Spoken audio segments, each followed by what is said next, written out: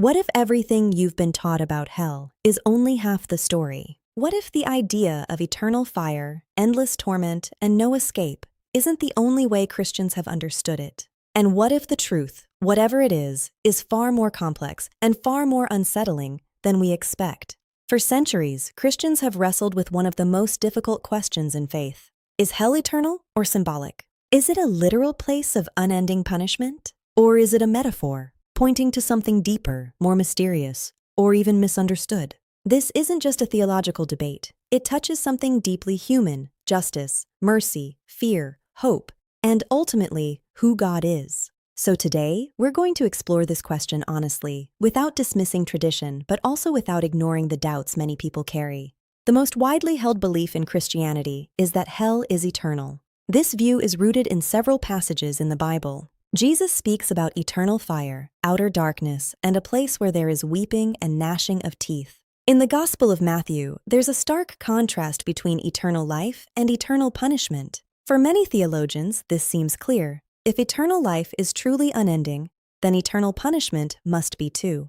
Historically, influential thinkers like Augustine and Thomas Aquinas argued that hell is a real, conscious, and everlasting state. The reasoning often goes like this: God is infinitely holy. Sin is a rejection of that holiness, and therefore the consequence is infinitely serious. From this perspective, hell is not just about punishment, it's about justice. But this raises a difficult question. If God is loving, how can eternal suffering ever be just? Some Christians see these descriptions differently. They argue that the language of fire, darkness, and torment might be symbolic, not literal. After all, the Bible often uses vivid imagery to describe spiritual realities. Fire can represent purification. Darkness can represent separation. Death can represent spiritual loss. In this view, hell is not necessarily a physical place of flames, but a condition, a state of being separated from God. Some theologians suggest that the eternal aspect refers not to ongoing suffering, but to permanent consequences. Others go even further, proposing ideas like annihilationism, the belief that instead of eternal torment, those who reject God ultimately cease to exist. There's also the controversial idea of universal reconciliation, that in the end, God restores all people.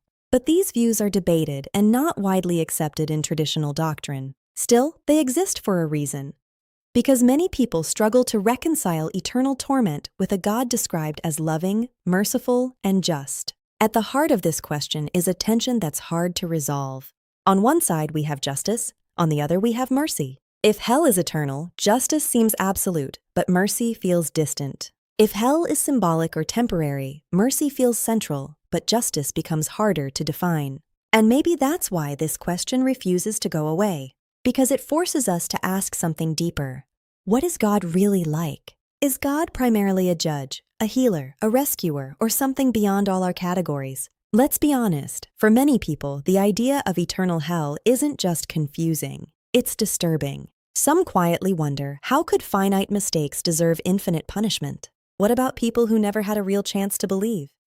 Does fear of hell produce genuine faith or just anxiety?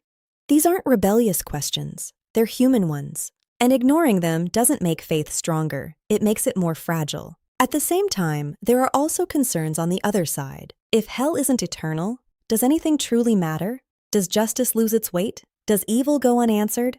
So whichever direction you lean, there are real consequences. And maybe that's the point. This question isn't meant to be easy. What if the question itself is pointing us somewhere deeper?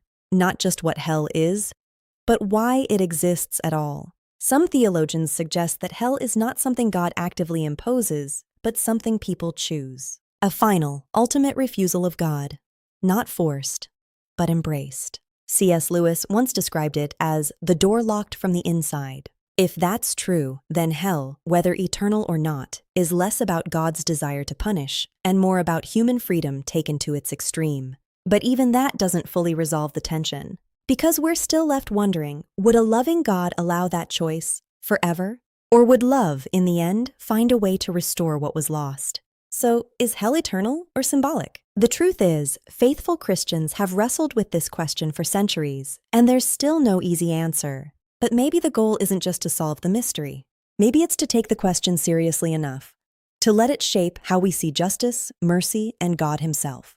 What do you think? Do you believe hell is eternal, symbolic, or something else entirely? I'd really like to hear your perspective, so share your thoughts in the comments. And if you're drawn to honest, thoughtful conversations about faith and difficult questions like this, consider subscribing to Sacred Questions. Because sometimes the most important questions don't come with simple answers.